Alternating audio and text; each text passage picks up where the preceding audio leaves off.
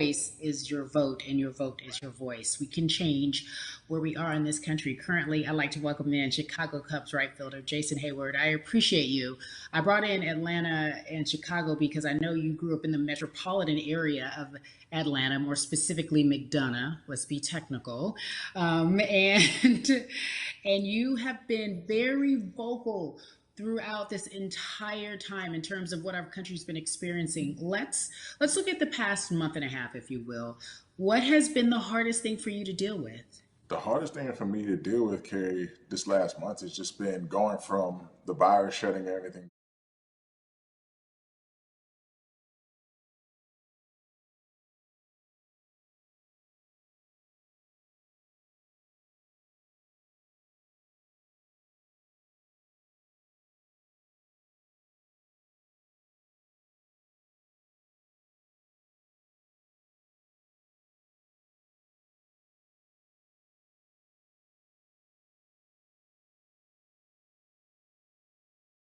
Black athletes and artists, you are a part of that. Talk to me about why that's important for you right now on this be a part of that collective.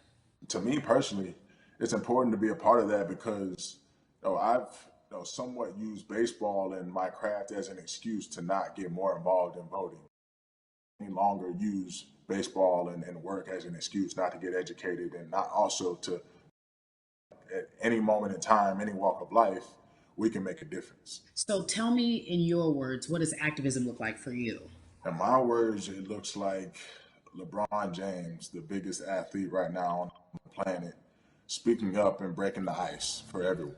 But I think for the first time, people see and hear from us. So now we have white teammates, we have other people speaking up and realizing, okay, like this is how we go about doing this.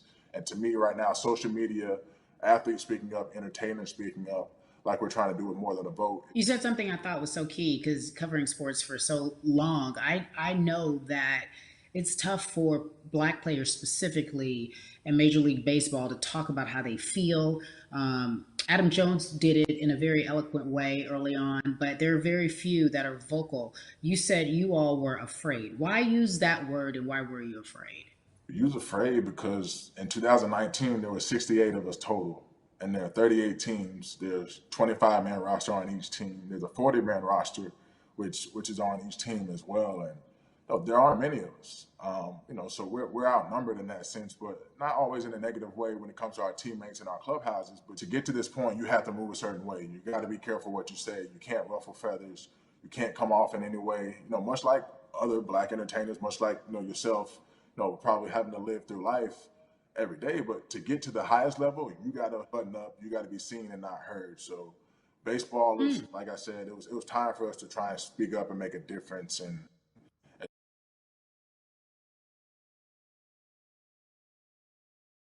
Button up. That is a an expression that a lot of black folks can relate to in whatever aspect of professionalism that they experience, especially if they don't work for themselves. They just feel that. That is also a socialization that we have as black folks, well, especially like you said, if you want to get to the higher level. And for so long, I felt it bubbling right underneath the surface that so many of us who were in whatever positions we were, who had platforms, were tired of pretending and looking the other way and spending so much time making others comfortable while we were uncomfortable. Do you feel that this is the type of movement that is sustainable, or is it just for a time? no, it takes everyone joining in on the conversation. And right now, I feel like more than ever, there is little things as possible to distract from bigger issues. And we saw on draft day, we saw our president Theo Epstein holding up the sign saying Black Lives Matter and wanting to Yeah, include the rest yeah. of MLB in that. But now we're having those conversations as well. So I definitely think this is sustainable. And it's not always just going to be the popular thing to do. This is something that people want to get right because they know we care. Jason, you said you think it's sustainable, that what you're seeing, especially with your colleagues in baseball, that this can be something where you're feeling more comfortable, feeling more safe to share how you feel about social injustice and police brutality. What are you doing right now in this moment with your platform to help change how we look at voting and how to educate the culture and the community about voting? Well, first, what I'm doing, Carrie, joining up with other athletes and entertainers to get that message out and use our platform in that sense as a group. And try to create a brand with this to make it something that's not just about the election coming, make sure that it's about people getting educated for years to come and figure out where to vote and how to vote. We've got people in different areas that cover different demographics and influence different areas of people. And as a baseball player, as a black baseball player, I feel like now, like we talked about, is finding the time to show people that you can use your voice in this profession. You don't have to be afraid. And to me, that can help someone, help a kid growing up. He can see me, he can see other guys that were in the video we posted saying, hey, this is what they're standing for. They're speaking up for these things, and it's okay to want to play baseball. It's not lame. It's not something I have to be as afraid of as I was before. So I feel like that's my role in this. I have a younger brother as well. He's 24. He also plays baseball. So I've got to lead by example. I can't just always, come up with a good answer that sounds good on TV when I get asked a question on, what do we need to do to make changes. I'm joining up here to make sure that I take action and get educated myself. For one, so many people, I feel like in Atlanta, they're on the move. Or when you want to try to make a vote and try and cast your vote, you have to do it by mail. You have to sign up for the absentee ballot. Then you have to get another ballot in return. They have to send it back to you. Well, for me personally, they didn't send that back until it was too late, right? We didn't get it in the mail to the address that's an Atlanta address at my parents' house. We didn't get that in the mail until it was too late. And then from other friends and family that are still in Georgia right now, I just hear about them being held in lines too long and trying to get off work. And we know how it is for any family, but let alone a black family in a city or in the suburbs trying to take care of their family and trying to provide for them. You try to get off work, and then you're like, wait a minute. You start looking at the clock. It's like, oh, this is not going to happen today, right? And so I saw, Mayor Keisha Bottoms, reach out via social media to people and say, hey, I'm going to address these issues right now. I need y'all to stay in line to cast your votes. Keep hanging in there. So to me in Georgia, that's what that looks like. Well, it's interesting that you even bring that up because there have been all these images specifically from Georgia, because that's such a battleground, where you see people, especially when it came to the primaries, doing whatever it takes. And this is real life voter suppression that you're talking about. It's been happening for decades. It's not fake. What you're saying, these examples of sending you your ballot too late after the fact or shutting down the polls at 6 o'clock while people still are in line, that's a real life issue. There needs to be some type of change. And I think that what we're doing right now is fair. But the idea of voter suppression, do you think that is well known, especially with folks, within the generation, your generation? I think it's known in our communities, right? I don't think it's spoke on enough. I don't think there's been enough light drawn to it. Bring it to light. Let people hear about it. Let people learn about what that looks like. And get more people to say, okay, look, like this is going to happen. We have to expect this, and we can no longer make the excuse. We can't say they didn't warn us. Jason, everybody knows, or it feels as if everyone knows that the time is now. America's paying attention to us. We have their eyes. We have their ears. If you look toward the future, what are you most excited about in terms of seeing a change? I'm excited about how fast the word is traveling. The word is being spread right now. The biggest athletes, the biggest icons, biggest entertainers are doing their part, but I'm also seeing people out there on the streets doing their part. When so many things got lost, could have very easily got in the commotion when it came to protests, and you saw rioting, you saw looting. People still stood their ground. People still went out there and said, look, we're doing this for the right reasons. We're going to come together. We're going to use drones. We're going to use social medias. I feel like this is a new wave of getting things done the right way, just spreading the message. You're right about that. And you're right. People are spreading the word unapologetically. We out here. We doubling down. Thank you so much. I appreciate you. Right.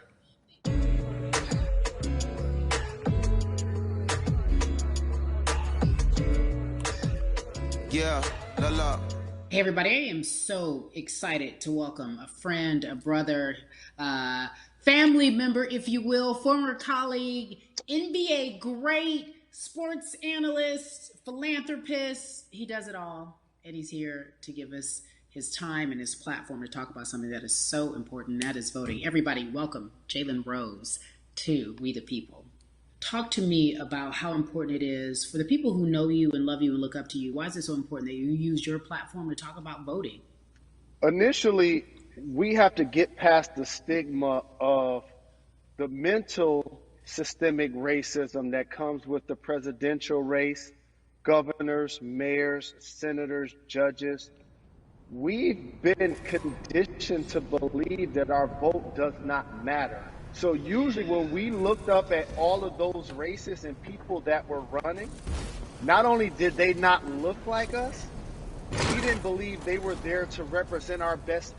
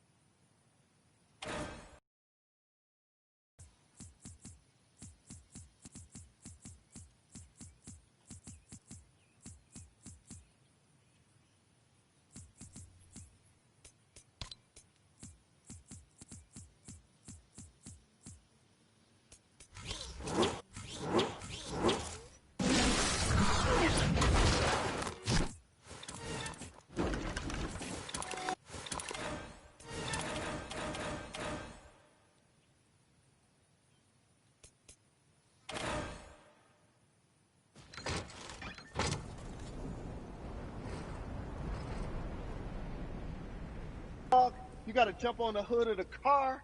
The lines is 5 hours long. You get up to the polling, they don't work. Elderly people working in the city, while they got the young people who understand technology working in the suburbs. Like, these are all systematic things that try to discourage us from voting. And then finally, we don't have a day off to vote. We need to work. So we don't get a day off. It's going to be a full day, and I got to work to pay my bills. So you know what I'm going to do? I'm going to mail in vote. And you know what you want people to realize? That counts too. So your vote will be counted if you're able to mail it in. So those are a few things that I hope that we can do and mobilize. And shout to LeBron and his team. Shout to you and everybody involved. We will make a difference. Well, let's talk about more than a vote. There is a black collective of athletes, of artists coming together and saying voter suppression is a real deal, especially in the black community. When you just talked about, I got to work, so I can't go vote. And then when we do get in the booth, just in case we don't have to work, do we know who we're voting for? Not only do we have to vote, we got to be educated. And it's not always even about the man who's in office or the woman who's in office for president. It's about your local elections. It's about the people who are your DAs, your state DAs, like the people who actually make change in your community, who will change police brutality, who will make sure that your community is taken care of, who will defund police and hope that they can help you in stopping police brutality. So talk to me about why you decided to be a part of More Than a Vote and what it actually means. Well, it means a lot to be involved with such an impressive collective, as you mentioned. And I said this multiple times, and I know it can be uncomfortable when I say it, but a lot of times we have to get to the root of the issue before we find a solution. And the quote was, I wish America loved black people as much as it loves black culture. And this collective, by the way, represents in a lot of ways what's encouraging, but also sometimes disappointing about our role as black people in America. Because we were brought here as laborers and to entertain. And we use those vehicles to get paid and move to the suburbs and be the idols of white kids.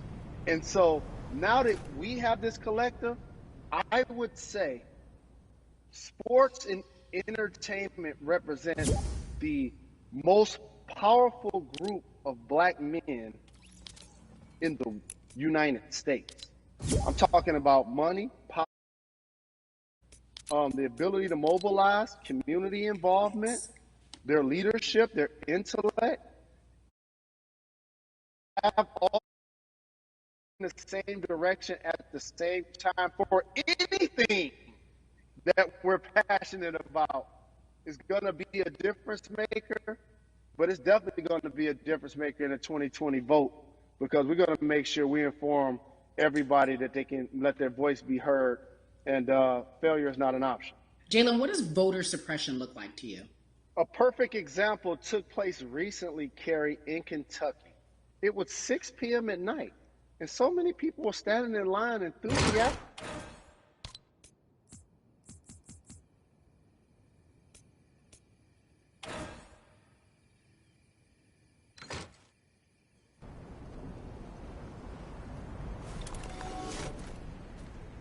And you know what ended up happening? They opened those doors and allowed those people to vote. So do not be discouraged. These barriers show you that it matters, and we're here to help you break through them. The same thing with our platforms and voices, Carrie, because you know what's going to happen. At some point, Breonna Taylor is not going to be trending anymore. People are not going to be protesting anymore. But it's still up to us to keep making sure that our voices get heard, and this is one way to do so. Right, and that is a form of being activated, being an activist. It doesn't have to be protesting. It doesn't have to look like what you think traditionally activism looks like. It's voting. It's that simple. We now have to understand, like, this is a critical mass moment for this movement to continue to hold up as much steam for as long as possible. And that's what this collection is going to hopefully allow for that situation to happen. Jalen, in today's age of technology, it should be easier to vote. No doubt. It's like we call these devices smartphones, but yet I can't vote from it. All of the things that we do in our lives are in our phones. All of these barriers are things that people will need to overcome in order to create a level of enthusiasm to vote. And again, this is not political. It's your right to do so. And there's so many times where you feel like somebody may have gotten done unjustly in your community.